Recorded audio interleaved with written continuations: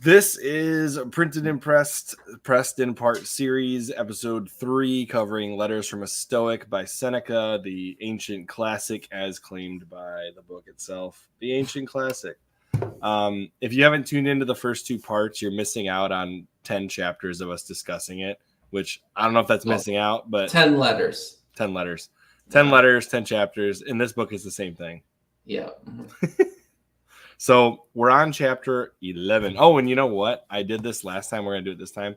I'm going to put the little banner on the bottom just for fun. Right. All right. So this will be letter number 11.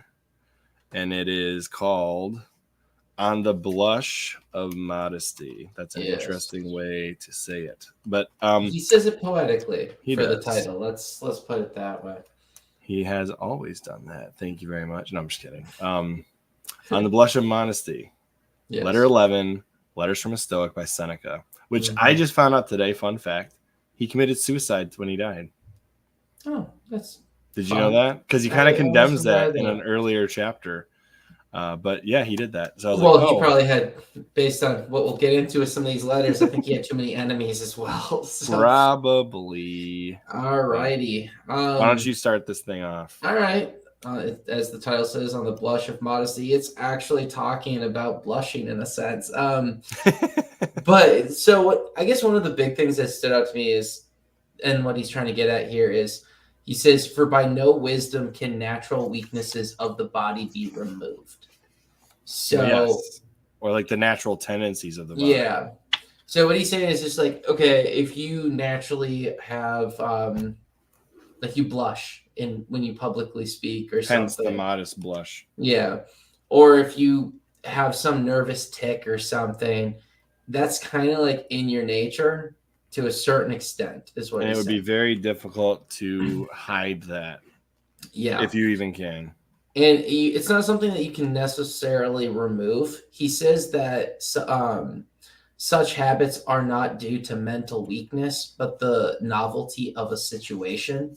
So, but at the same time, he then follows that up with also saying that which is implanted and inborn can be toned down by training, but not overcome. Right. So exactly. It's something that you'll always deal with in some capacity, but there's a way for you to reduce the severity. It will always be there, the urge, correct, the inclination, but through experience and training, you can reduce its severity. And then he talks about how like actors can bring about lots of things, but they can't bring about these style of they can't bring this. Yeah, they can't recreate this with the falsehood of acting, right? Like a blush. They can't just naturally blush. On command, I mean. We've come as close as you can get to faking that with CGI, and even that isn't very convincing. Yeah, that is actually one of those things too that when you read this, you kind of think back. It's like I can't recall an actor in a movie actually ever really blushing, faking a blush. Yeah, right. Like I honestly can't think of that now. So I tried to come up with one as I was reading this, and I was like, "There's no way." But totally. I can't think of a single character in a movie where they're like legitimately blushing, unless it's like a blooper thing and they messed up. Well, you'll get a blush from somebody who has it naturally, but generally speaking, if it doesn't come out naturally, it's not coming out in the movie. Right. That's what I'm saying. Like they can't fake it. That's why I said it's usually like if somebody blushes IRL, they might be able to bring that to a movie. Right, inadvertently, but probably not. And also, more or less likely given the use of makeup. Yeah, but he also says that we can get rid of most sins if we have a witness who stands near us when we are likely to go wrong. That's another thing he gets into with this letter. I did find it interesting when he says, cherish some man of high character and keep him ever before your eyes, living as if he were watching you. Yeah, that's what I was. All your actions as if he beheld them. Yeah, and that's what I just said was the follow up to that. Okay, so these two go together. I was gonna say I thought that sounded familiar. Yeah, that's right. He finishes that statement. He goes into how we can get rid of most sins if we have that witness. Which kind of falls into your original commentary that it also Stoicism was missing Christianity. Yeah, because when the next follow-up one to that, where he talks about the soul should have someone whom it can respect, one by whose authority it may make even its inner shrine more hallowed. Yeah. So it's like, it's kind of this letter, given that part where he's like really like, oh, try to pick somebody that is a good like example. But he also kind of says how each of these people also have their weaknesses. So it's hard. But that kind of explains as you go through these letters, why a lot of Stoics became Christians, because just Jesus's life in general is that moral character that they try to say as that example almost. Mm-hmm. Yeah, and he ends this chapter very strongly. He says, choose a master whose life, conversation, and soul-expressing face have satisfied you. Picture him always to yourself as your protector or your pattern, for we must indeed have someone according to whom we may regulate our characters. You can never straighten that which is crooked unless you use a ruler. Yeah. And it's just like, up until this point, like,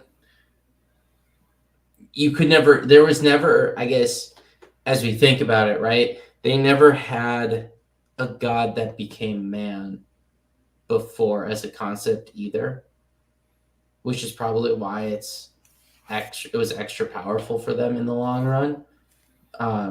I just think that's extremely deep. Like, this is discussing basically modeling your life after another person who is more perfect or perfect, and being able to measure yourself up against that is a useful tool in the realm of morality for Stoics, but it also has a very what's the right word?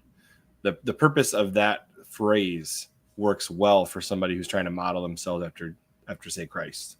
Well, that's why I was saying that it's like, in this, you can tell with this philosophy that it's man-based, because how could you as a person model yourself after a god type of thing, well, yeah, given the type of religions that they had, right? It's one of those things where it was all man-based, and then that's where Christianity for the first time is like different, is that God became man, lived a human existence until the cross, and then went back. Exactly. But that's the first time that they have that, right? Because you've had plenty of men that were deemed gods, so you didn't really model yourself after them either. Right. And the emperor treated himself like a god too. Yeah, that's what I'm saying. Like, the emperor treats himself like a god, so how can you model yourself after the emperor unless you yourself become an emperor, right? Yeah, Rise of the Fly by Fly hit earlier somehow came back. Lucky me. It's because you stink so much over there, Chris. No, there's randomly, like, we get flies in our basement and they can never figure out how to get out. So then they just bother us until they die. But yeah, no, I think the letter overall is pretty good.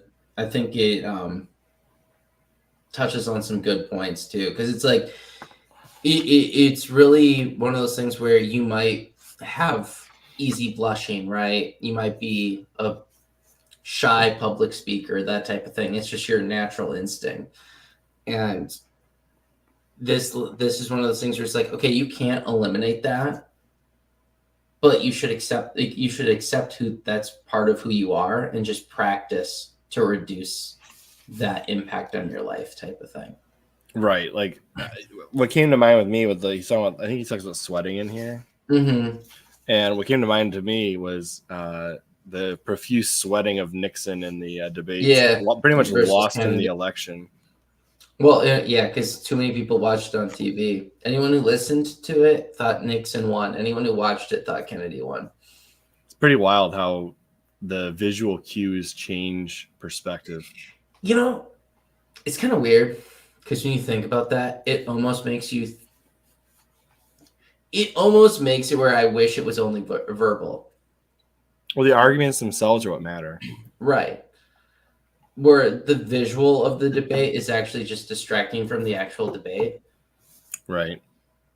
But visual cues do affect a leader's ability to lead. So you have to be able to control some things. Now, the profuse sweating, nothing you can really do about that. Well, that's also under the camera lights and stuff. Right.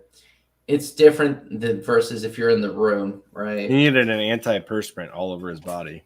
I'm just kidding. Bathe in aluminum at the time before they thought of any health risks from it. Parabens. Anyway. No, but yeah, it's just one of those things where it's like you need to know thyself concept is brought back, you know? Yep. And then recognize your own strengths and weaknesses, especially those of the body, and try to overcome as many of them as you can. And it's not just doing that in a vacuum, it's also finding a role model. Yes, yeah. Something that you're striving to be like is what he's also saying in that. Are you telling me that I can take St. Paul as a role model and start writing letters to everybody that I think is failing? Well, guess what? You would have an endless number of churches you could send letters to, so. Fair enough. Hope you have enough postage money. All right. Do you want to move on to the next one? Yeah, because the idea of old age is depressing, so let's do it. Bruh. Okay, next letter. Letter 12 is on old age. This is kind of a shorter letter. But I love how he begins it. The opening sentence of this chapter, wherever I turn, I see evidences of my advancing years. So I tried to figure out, I tried to refine this one because it kind of goes on for a while. But I think one of the big points he's trying to make is each pleasure reserves to the end the greatest delights which it contains. And no one is so old that it would be improper for him to hope for another day of existence. But I think this chapter really reminded me of the opening line of a speech from Steve Jobs to a college. I don't remember which one, but he opened the speech with, and this is after he had already been diagnosed with pancreatic cancer and all that. He said, "If you live each day as if it's your last, one day you will most assuredly be right." Yeah. And I think that is a different way of saying some of the things he's saying in here, because every day could be your last, and therefore you shouldn't live as if tomorrow is promised. Yeah, I mean, a big point he's making in this letter is you never really realize something is over until until it's over, right? So it's like with childhood, you don't really realize childhood's over until you're at the end of childhood. And you're like, oh, adulthood, it's over when you only recognize something when it's over. It's like finite, finished. Yeah, and it's just also one of those things where it's just like dying in general is not reserved for the old. You could die at any moment. So it's like the thought of not appreciating every moment is a flaw. He goes into saying a couple different people talk about how each day is equal type of thing. And in a certain sense it is, but it could also be that each day could just become a routine to you too. And then you're not really maximizing the worth of that day. What did you think of his conversation of, I think it's pronounced Pacuvius, who had basically a funeral to end his day every day until he died? I mean, shucks. If you can afford that funeral every day, eventually you stop getting to celebrate your own death. So it probably would kill the stain of dying slowly but surely if you're like. Well, okay, because he has the one saying in here where he's like, "I have lived the course which fortune set for me is finished." Like, that's as long as that's a solid statement, right? It's one of those things where it's just like you've lived the life that is there. And I see the phrase that reminded me of what the Steve Jobs quote was. Okay. He says, "Hence, every day ought to be regulated as if it closed the series, as if it rounded out and completed our existence." Right. That was what reminded me of the Steve Jobs quote. Yeah, I mean, it's really about appreciating what you have every day. Every single day, just appreciate that it could be your last day. And don't wait till tomorrow to do the things which you can get done today. Yeah, I mean, I do feel like this is one of those letters where he's just really trying to be like, getting old isn't a problem, because I mean, you're coming to the sweetest part of every stage of life, I guess. You're that's why he says pleasures, each pleasure reserves to the end the greatest delights. It doesn't have to be something to lament. It doesn't have to be anything like that. It's what you make of it a little bit, but you have to also have gratitude for the experience that you're having every day. Yeah, And too many people get old and they just are like, they're thinking about what has passed already. That's the other thing. They're not embracing the new experience for their new life stage. They're pining for the one that they're losing in that moment. You know what I mean? What? I agree. I Yeah. agree. I was going to say, I think this right here is one that I think we're witnessing something kind of like that, where in a lot of cities today, we have these, it's like a joke where some of those apartment buildings are being called like dorms for adults. Yeah. And it's one of these things where it's like young professionals in the city are living basically how they would have lived in college, except now they have income. Mm-hmm. And they're not really moving on in behavior necessarily to the next stage of life. I really like how he begins page 62 with "Be not afraid." It feels very biblical. Be not afraid. No, that's the point, though. He's saying, be not afraid of the next stage of life, basically. Don't be afraid of dying, any of that. But then he rolls into what is more noble than the following saying: "It is wrong to live under constraint, but no man is constrained to live under constraint." Of course not. I mean, really, what is constraining you is something that you have chosen to be constrained by. Because if you don't want to be constrained by something, the worst that they can do is kill you. I mean, Chris, you are constrained by base needs. Well, the worst that can happen if you don't live under those constrained circumstances is what? Death. Yeah. It's the worst thing that can happen. Theoretically, that's not a constraint, Chris. Well, theoretically, yeah. I mean, you mean theologically? Well, it's the beginning of a new journey to either maybe somewhere nice or maybe somewhere terrible. Who knows? Who knows? 5-star resort or Red Roof Inn? No, I'm just kidding. With the smoker room too at the Red Roof, not the smoke-free one. Oh my gosh! Everyone's had that moment where they wanted the smoke-free room, and that's not what they got. Red Roof Inn. No, I'm just kidding. I've only been to like one or two in my lifetime, and I've always regretted it. Yeah, usually because it said smoke-free room, and then it's actually you realize 10 packs a day were smoked in that room. They don't even have the Gideon Bible in their room. I'm just kidding. Oh, gosh. But yeah, I thought this was interesting. It's a little slower, and I think this one's you have to dig a little deeper into interpreting what he's trying to say, I think, compared to some of the other ones that are a little bit more like on the nose. But here's something I thought was really interesting, though, at the very end. Okay. I think this is something important for the discussion on Seneca. "And I shall continue to heap quotations from Epicurus upon you, so that all persons who swear by the words of another and put a value upon the speaker and not upon the things spoken may understand that the best ideas are common property." Oh, I forgot about that one. Yeah, that's a quote that I love a idea. lot. Yeah, that's a quote that I love of his, because we've talked previously about how he kind of steelmans other people. Mm-hmm. Where he's like bringing up like, yes, you have these valid foundations, but your conclusions in the argument are what I take umbrance with. It's not one of those things where he's just like, no, you're just a terrible person. What is it? A copycat is the greatest form of flattery. Yes. Plagiarism is the greatest form of plagiarism. That's right. Yeah. So the next letter. This is a heavier letter. There was a lot in this one. Oh, yeah.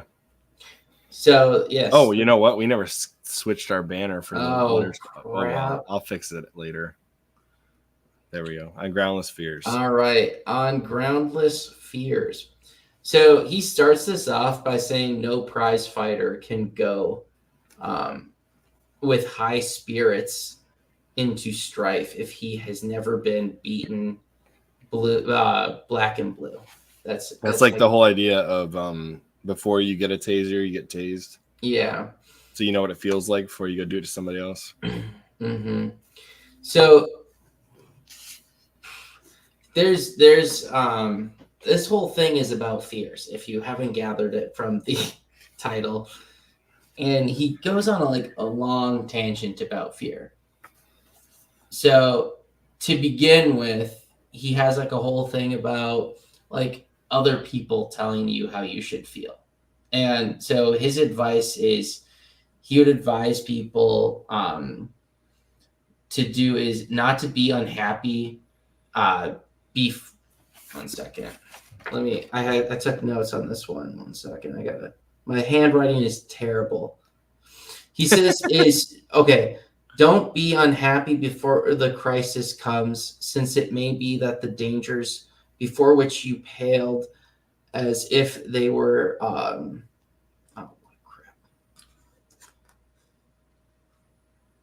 as if they were threatening you will never come upon you. They certainly have not yet come, is what he's saying.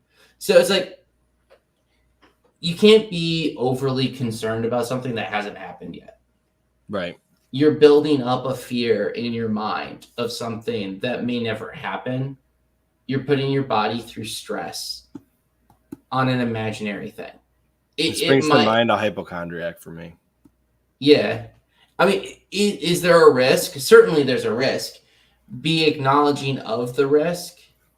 Don't be paralyzed by it. Yeah, don't be paralyzed by it. But also, you can only address the true things that have happened, that are happening. So it's like, yeah, be aware that outcome could be a thing and just kind of like have a little bit of an idea of what you might do initially. But you can't address it and respond to it until it happens. You can prepare for the worst, but you can't prevent the worst from happening. Yeah, you shouldn't be afraid of it. I mean, that's one of those things where it's like, okay, have an emergency plan, like a generic one, that you feel able to handle the unknowns. You can't be prepared for every single one, but if your emergency plan is flexible enough, it should give you the resources to attack that. Or, you know what I'm saying? Yeah, like for a financial advisor might say, hey, based on the risks of losing your job, you should have 6 months income banked. Yeah. Stuff like that. He also says some things torment us more than they ought. Some torment us before they ought. And some torment us when they ought not to torment us at all. Like, we shouldn't be tormented by the things that could happen. Yeah. When they're not realistic to happen all the time. Yeah, because as we get through this letter a little bit more, though, on the different points he makes, you'll kind of see that panic and fear are the mind killer, right? It's one of those things. Fear is the mind killer. It is flat out. And Frank Herbert. And it's one of those things where he really gets into the crux of it, though. And no, he does. He does. So he says the statement that he had really sums up the human mind, I think. And it is, we are in the habit of exaggerating or imagining or anticipating sorrow. Mm-hmm.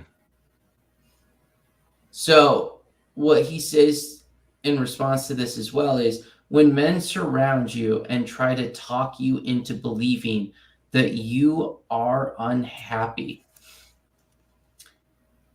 you should to consider not what you hear, but what you yourself feel, and take counsel with your feelings and question yourself independently, because you know your own affairs better than anyone else. So it's like, there's all the time plenty of people out there, they have their own agenda too. Sometimes you can't always trust what another person says, but there's never trust somebody telling you you're a victim. Right. There's a lot of people out there who just go full negative and want you to feel as unhappy as they are sometimes inherently. Mm-hmm. There's I forget. I don't Misery remember loves where his the company. yeah, but I don't remember where the exact study is. But they have shown that if one woman in a group of friends gets divorced, It's way more likely that it'll catch on. it's way more likely that it catches on, and that's because that person, in their effort to like kind of justify their own divorce a They little bit. cause their friends to start self-reflecting. Yeah, they'll be the one who's like, oh, you shouldn't let him treat you that way, or that's terrible, type of thing. Right. That's exactly what my ex did, and that's awful, that's unacceptable. And they just start putting the idea of divorce more frequently into the minds of others because they're also secretly looking for someone else to be single with them. And they start with their friends. Yeah. So it's just one of those things where you have to be careful. Again, this is about the herd concept in it from his previous letter. And it's about how you have to be careful who you're surrounded with. And he also says, as people, we agree too quickly with what people say and do not examine our fears. What do you think of this note at the bottom there, though? Which one? Seneca dismisses the topic of exaggerated ills because judgments will differ concerning present troubles. The Stoics, for example, would not admit that torture was an evil at all. He then passes on to the topic of imaginary ills and afterwards anticipated ills. So the Stoics don't view torture as evil. I mean, it's just a thing, bro. It's inhumane, but it's an action. I guess I have trouble reconciling that thought process. I mean, it's not evil in their book because it's not a religious ideology. Yeah, but nothing in this book tells me like, oh, let's tolerate. They don't have a good and evil compass in this book so far. Have you noticed? It's all logical. It's all logic, and it's talking about either wisdom, vices, self-control, or no control. You know, it's not moralizing anything. When I say it's just an action, that's how they view it. It's just an action. All actions are actions to be judged. Yeah. Torture's not an illogical action, right? Someone is thinking it out logically as to what their motivation is and what they're trying to achieve. Okay, fair enough. I just remember reading that. I was like, huh, that's interesting. But what did you... Go ahead. I was going to say, that one statement I said right before we went down that little rabbit hole about torture, it's like, wouldn't you agree with this, though? We agree too quickly with what people say and do not examine our fears. For the most part, yeah, I think that's true for the bulk of people out there. If somebody's running down the hallway and they see you and they say, there's a fire, what are you going to do? You're not going to go check and investigate. You're going to turn around and run out with them. That gets into another thing where he talks about how, so there's fears, right? Regular fears, but then there's also fears that involve uncertainty. And the issue is when you have fears that have uncertainty, that goes into guesswork in the fancies of the mind, where it's all like now your imagination is just running amok. So he says that no fear is so ruinous and uncontrollable as panic fear, which is completely witless. That's why people that have panic attacks are literally paralyzed to the spot. They literally can't move. But it's like, it's the whole herd, it's the panicked herd thing, right? Mm-hmm. So the one thing you want to avoid, if any person out there really needs to take a step back the second there's uncertainty involved, mm-hmm. and evaluate whether that's worth taking the risk. Just no, not even that. They just, if they're afraid of something and there's uncertainty, they just need to like chill, because the second they get into the guesswork of letting their mind go rampant, you know, they're going to, like he says, you're going to be completely witless. You're being manipulated by that herd. Well, and later altogether. on he says, how often has the unexpected happened and how often has the expected never come to pass? I mean, those are good things to think about. Just because tomorrow you believe, I don't know, some terrible thing will happen does not mean that for certain it will. Yeah, but also if it's a thing that, like, okay, for example, we've seen fear, right? Pandemic fears, radiation fears. Yep. We've seen fears where it's an unseeable enemy, right? You can't see it. So people don't know how to process and evaluate the risks associated with it. It just goes straight to the uncertainty mindset and guesswork and rampant fear. And those people are easily manipulated and thrown through a whole spectrum of inconsistencies, just witlessness, right? And they're fully controlled to their own detriment. And if you just take 2 seconds to evaluate what you've experienced in life, you would realize that things like that have happened all the time, and it's not a big deal. It's really not that big of a deal.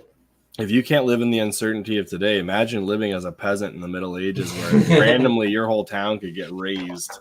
Well, the other thing, too, that he talks about in this letter is just like, we as individuals, the reason it's so dangerous, right, that witlessness, is when we're going down that road, we rarely question ourselves with our own like narrative that's going on. We rarely stop and evaluate, are we getting out of control, you know? Have we taken this too far? And it's one of those things where people need to just chill sometimes.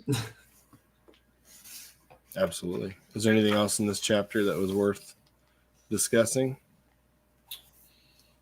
I mean,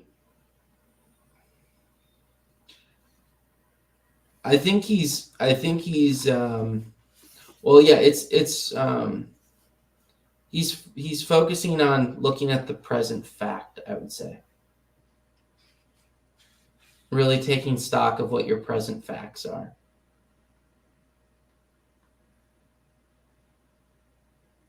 Yeah, I liked the comment where he says, let me see where it starts. Right here, it says, the fool, with all his faults, has this all also. He is always getting ready to live. Because the fool doesn't, I mean, this is me adding on. The fool is not in a panic attack or fear. The fool is someone who is not overestimating his fears and putting them in the way of him living his life. Yeah, there's another one too where he says, no one calls a halt on himself when he begins to be urged ahead based on fear and everything. So it's like about nor does he regulate his alarm according to the truth. No one says the author of the story is a fool, and he who has believed it is a fool, as well as he who fabricated it. We let ourselves drift with every breeze. We are frightened at uncertainties just as if they were certain. We observe no moderation. The slightest thing turns the scales and throws us forthwith into a panic. I think a book I've been reading recently that really follows this motto of not giving into fear and living our lives regardless of the fears and the consequences is I was telling you about this the other day. There's this book called Wingfeather Saga. And in the opening chapters, the family gets in trouble and they ask the grandpa if they can still go do what they're used to doing, which is going and helping out the bookshop in order to, which is right across the street from some place that's could lead to the kids getting hurt. And the grandpa said basically, well, we can't live in fear. Everybody's going to die one of these days. And so he sends the kids out to go help out at the bookstore because maintaining your normal life instead of living in fear is always more valuable. I mean, okay, yes and no. I don't support ignorance of the risks. One should never be things happened quite But suddenly. you're not going to walk out into a minefield. Right. No, but also you need to have a plan. Even it's one of those things where, yes, okay, you should not focus your day to day on uncertain fears, right? Things that there's no guarantee it's going to happen. But we're not saying you ignore it, right? You don't ignore it. You say, this is what I would do if it were to happen. This is the only thing I would be able to do. I have a plan, right? If it happens, you develop a plan of action so that you can ignore it. And I think it shows it more obviously on the show, but the grandpa followed them there, sat at the bar across the street and waited to make sure nothing bad happened. No, but what I'm saying is, like crises and everything, like there's a lot of different disasters that can happen in this world. That doesn't mean you live in fear of them. Yeah, you don't sit there living in fear of a tornado. But you can prep by having like a basement or a shelter. Or... Exactly. Are you prepped and ready in case one does happen? Because that's the only way you can you should logically not live in fear of one. I don't live in fear of tornadoes. They don't happen there very often. More often lately than they should, but... Well, fine.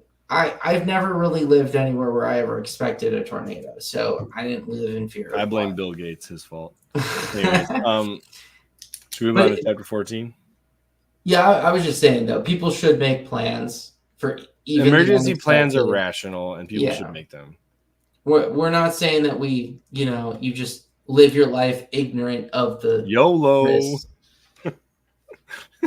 Yes. Letter 14. On the reasons for withdrawing from the world. I mean, yeah, so this was an interesting one because he talks about moderation a lot in this. Yeah, I don't think the title is 100%. It's not a weird title. The title's a little weird for what it is. Now, if what he means by withdrawing from the world is like withdrawing from worldly bodily things, wants and desires. Well, I was going to say that this would be a statement for. This would be a rephrasing of to live in the world, not of the world. It's very similar. Bible talks about it. Yeah. So, he starts it off with, I do not maintain that the body is not to be indulged at all, right? But I maintain that we must not be slaves to it. This is one of those things where like fasting would be a good way to prove you're not a slave to your body. Yeah. I mean, we should conduct ourselves not as if we ought to live for the body, but as if we could not live without it. Right. Like the soul needs the body. Yeah. And I mean, it's one of those things where you take care of your body, but it's still it's like a tool at the end of the day, the way he's referring to it. So, because he also says to cherish it, but be ready to sacrifice it when duty demands. Right. Like you're a soldier for the whatever ideology. Like you're able to, you're ready to throw yourself into the fires if need be for whatever your duty demands. I did not like the paragraph on 73 where he says, let us therefore see to it that we abstain from giving offense. I did not like that. 73, you said? Yeah. What chapter was it? That is enough not to make enemies of them. So he's saying hey, don't go out of your way. I guess maybe it's don't go out of your way to offend people. No, he's okay. Let's start off. Let's keep it in order here, though. Yeah, that's fine. So before he starts down this road, he talks about we have three main fears. We fear want, sickness, and violence of the stronger. Yeah. So because of fearing violence of the stronger, this is the only one that's not a nature's thing, right? Well, I guess it's kind of a nature's thing, but it involves other people instead of just Darwinism. What the world does to you with sickness and what you want personally. But he's saying we dread our neighbor's ascendancy. And the reason is we're afraid that just because the nature of the era, right, and human nature and all that is that you will be under the thumb of that neighbor. under their influence and control, and they can harm you at any moment, right? So what he talks about a lot of things after that, where it's like, don't avoid rivalries.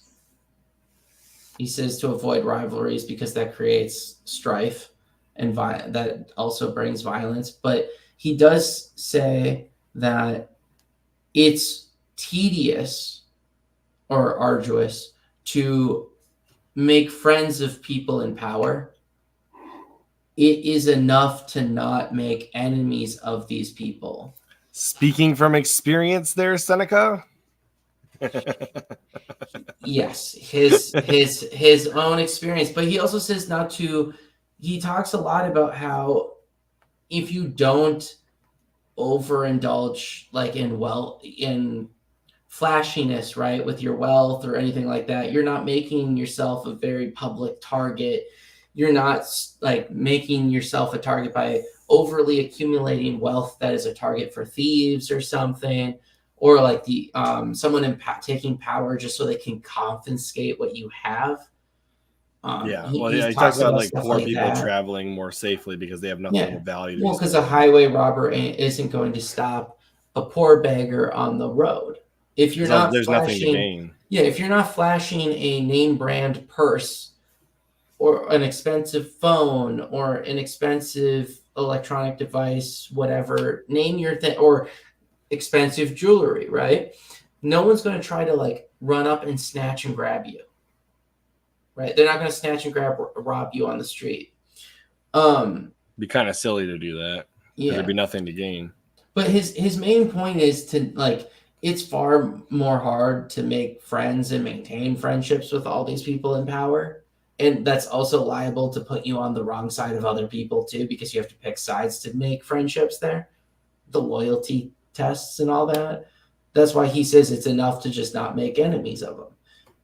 And he says that we should, you must avoid hatred, jealousy, and scorn. Those are the big three to avoid because those are all drivers of violence. I'll quote Star Wars on this one. Hate leads to. No, I'm just kidding. No, but for real though, it really does. No, it really does. Honestly, I think that's more so him saying you should avoid being hated, but the way it was phrased in here. What I will say, I've noticed about the Stoic view of like life in general is it feels to me like when George Lucas was coming up with the Jedi Order, he said, let's make them stoic dudes in space with lightsabers. He was more inspired by Far East religions. Yes, but their code of conduct appears to me like stoicism. He also talks, he kind of condemns getting too politically involved. He does a little bit. Just because it's guaranteed to put you at odds with one side or the other, and you're liable to be a casualty of the people who are the power making decision. And at this point, to me, I would question whether he's talking about self-preservation or self-preservation of society. He is talking about self-preservation. He's talking about self-preservation in this, right? More than anything. But he's saying, abstain from giving offense. That's a big thing of his.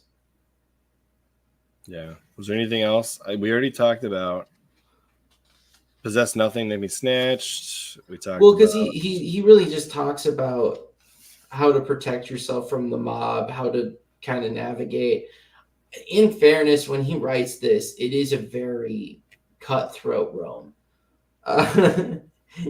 So if you wanted to like be successful and just not offend, you would just try not to offend people. Don't try to strive too high, all of that. I did enjoy this quote. He really goes off on Cato though for even getting involved. I was just about to say I like this one. It says, "What does it concern you who conquers? The better man may win, but the winner is bound to be the worse man." Yeah. Well, usually because it's somebody willing to do something the other is not in order to win. Well, like, for example, Maccabees in the Bible, the Jews at the time are like, bring on the Romans so they can take out the Greeks. And then they get enslaved by the Romans too. Yeah. And it's like, oh, darn, this didn't work out how we thought it would. Yeah, I mean it's rough because I feel like this is one of those letters where you have to think about it's applicable to the society that they were in Yeah. more than anything. I mean, it's applicable to American society too. Well, yes and no. Yes and no. Theirs was a little bit more oligarchy in a sense. I We're can't say it heading right there now. very quickly. Yeah, but it's just one of those things where it, there's more protections for freedom of speech in our society. They didn't really have it there. We have the notion of everybody being equal. They didn't really have that in their society. It's very different, I would argue, just because the realities of theirs were far more prone to violence without that resulting in problems. So it was never real, and also it was never really a government for the people, by the people, of the people type of thing. SPQRS, my friend. No, I'm just kidding. It was supposed to be. It was supposed, well, yes and no. I mean, by the time yeah. Seneca's alive, it's not, but Yeah.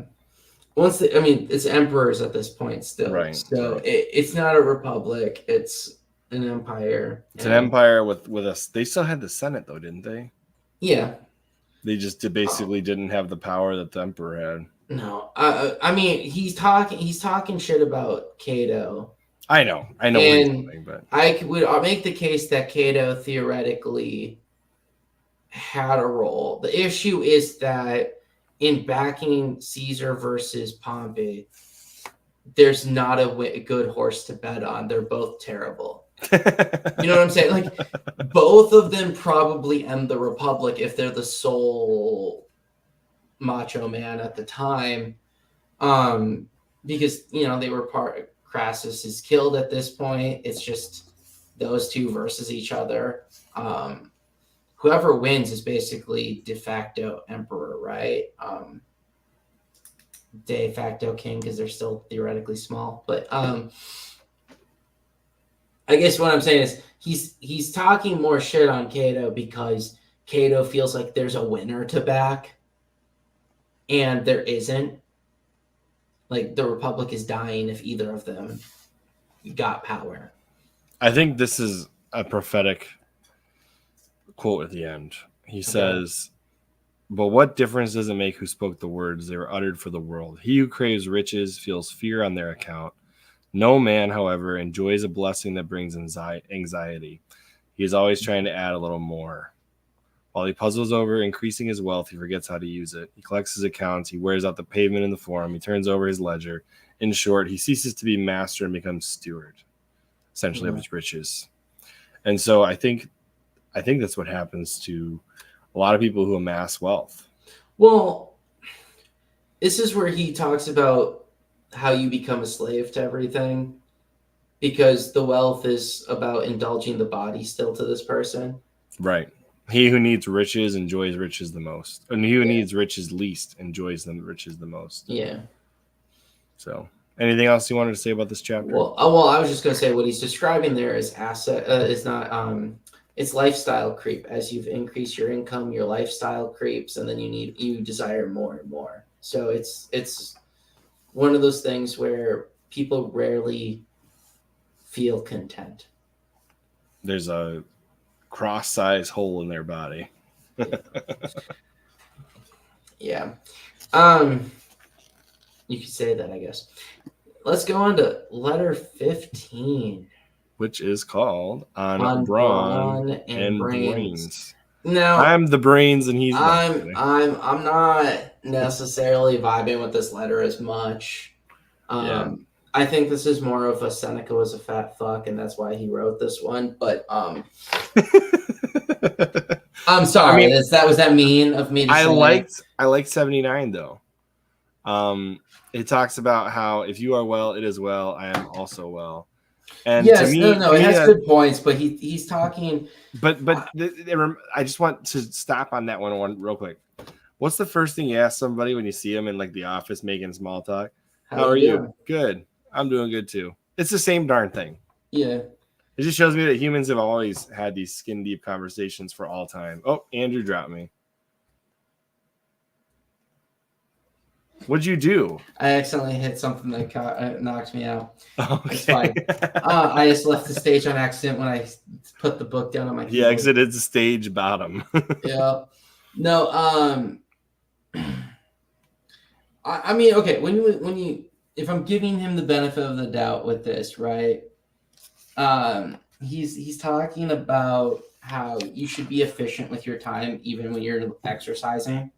He's saying like if you use the high intensity workouts, you're good to go. Yeah, no, he's saying like, okay, you shouldn't just be out here working out all day. Is what he's doing. You shouldn't do that. Probably. You should like.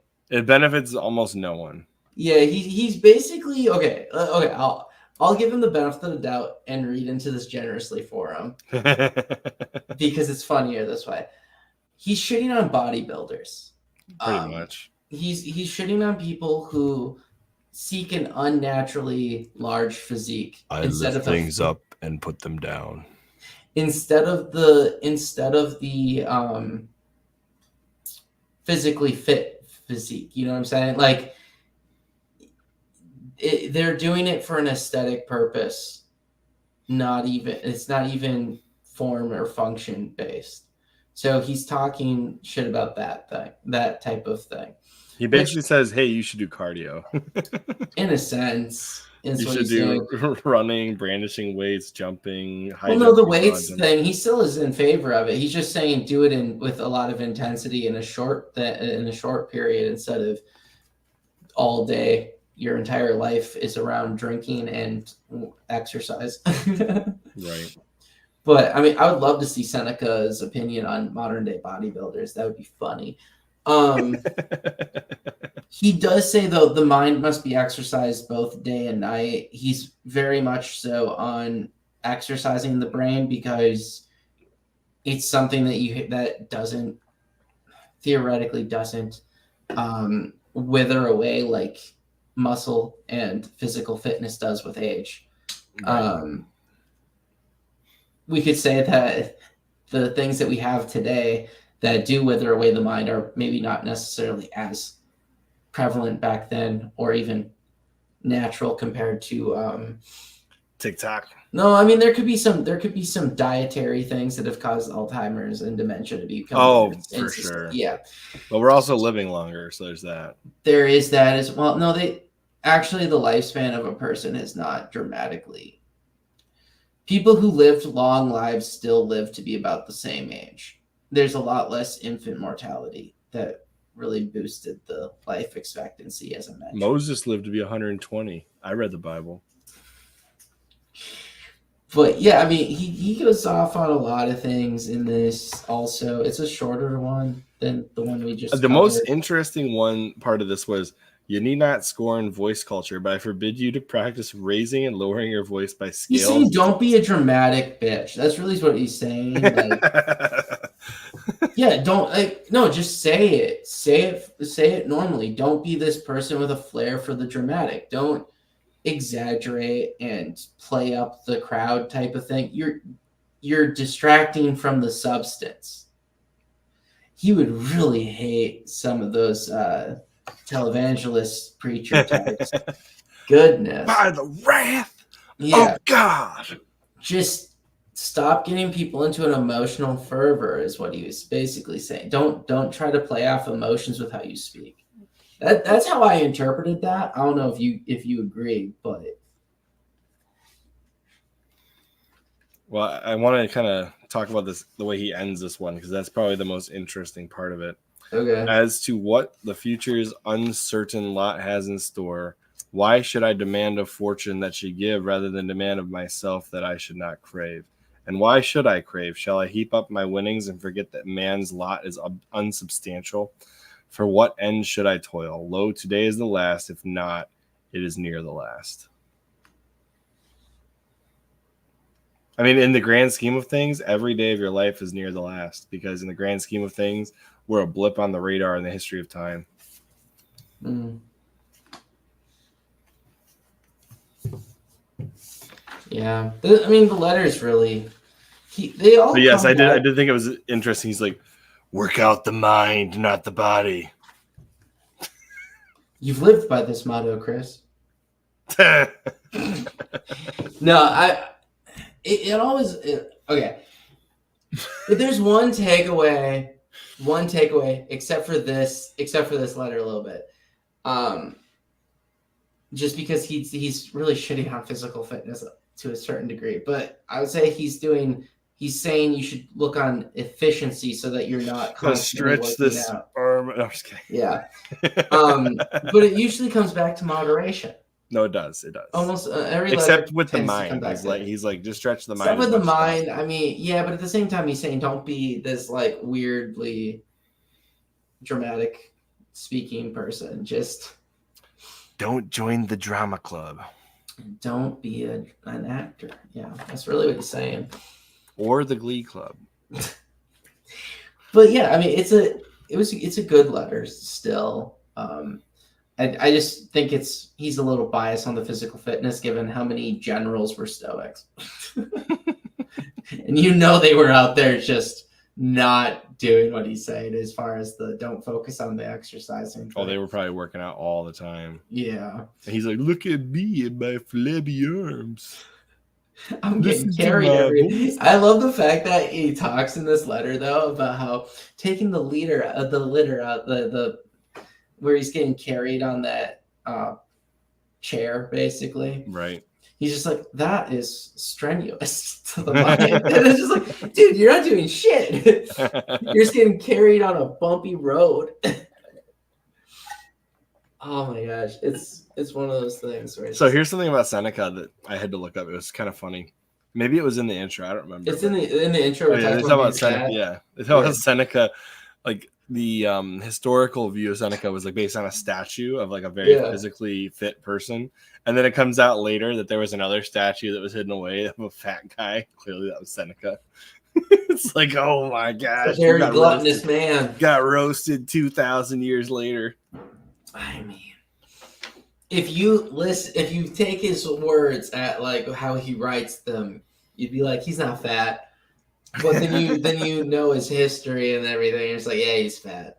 And then you read this letter, and you're like, bro is just like, he got fat. I called fat too many times. It's like, y'all are killing your minds and living a terrible life by focusing on sweating and drinking. I'm over here just drinking, eating, and writing and exercising the mind, the most powerful muscle. Mall cap on the Segway. Yeah, that guy did. Paul Blart mall cap. Oh, but great movie. Stoic edition, by the way. He's like on the Segway. He rides past Planet Fitness. He goes, "Y'all are wasting your lives." Meanwhile, he's like, "Your brains are rotting away."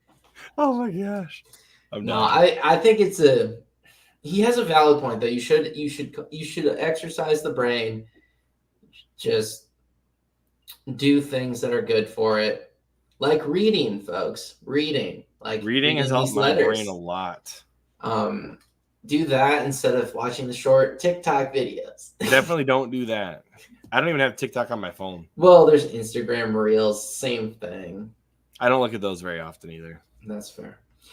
Scrolling. Doom scroll. Don't doom scroll, folks. You know what's worse than what Seneca's doing by making fun of people who work out too much? What? Is watching Instagram Reels of people working out and not working out. That's even worse. That is worse. That is worse. I know half those people are just checking out the butts, but that's You think so? Probably. I don't know. Whenever I scroll through fitness Instagram, it's all a bunch of male influencers, and I'm like, no, thank you. Hey, man, gay people exist. Okay, but I'm not one of them. I know, but I'm just saying that. I don't want to see that. Chris, I don't know what's up with your algorithm, but apparently I think Instagram's trying to affect my personal algorithm. I think Instagram's trying to tell you have too many kids, but that's possible. They're like, okay, gotta stop him liking women for. What? Mark Zuckerberg's like, this guy, slow him down. Slow him down. Definitely contributing too much. Oh my goodness. Anyway, anything else you had on this one besides Seneca's fat and doesn't like physical fit people? I mean, if you, given the lack of certain sciences at the time, right? Certain issues at the time, I don't think he had to think of just nutritional quality or anything, and Well, yeah. and how being fat on a modern diet is so terrible for you compared to being fat back then. I bet even the fat people back then were healthier than our fat people. You know, like they're Well, not like they eating say, all the same junk. sumo wrestlers are actually very healthy. Are they? Yeah. So like what happens normally when you get fat, the fat pulls up inside, like in between your organs and all over your body. Yeah. Depends on what type of fat you're getting. Yeah. A sumo wrestler, all the fat is on the outer layer. It's not filling up on the inside. And so underneath all those layers of fat is a very physically fit body. Okay. And once a sumo wrestler stops sumo wrestling and training, though, they get slimmed down. They pretty much die because their body's their body like starts absorbing the fat differently.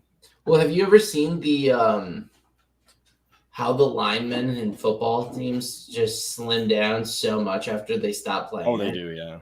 But no, it really depends on the quality of food you're eating too. If you're eating a bunch of junk and shit, your brain is just not gonna. You're gonna have that brain fog and not function nearly as high performance there. So I don't know. Just different era, different time. But absolutely. I mean, really, up until processed foods, you don't have these problems. I know. I would just argue though that like doing the cardio thing, that the high intensity workout that he talks about for efficiency, you'll slim down, but you're not going to get building muscle. No, it depends. If you're doing it with the weights, you could be building some muscle. Well, if you're doing the weights, but everything else you mentioned is not going to build muscle. It just won't build big muscles. Yeah. Well, you'll never build crazy massive muscles unless you're using some crazy. I will build the muscles. Yeah. Nice.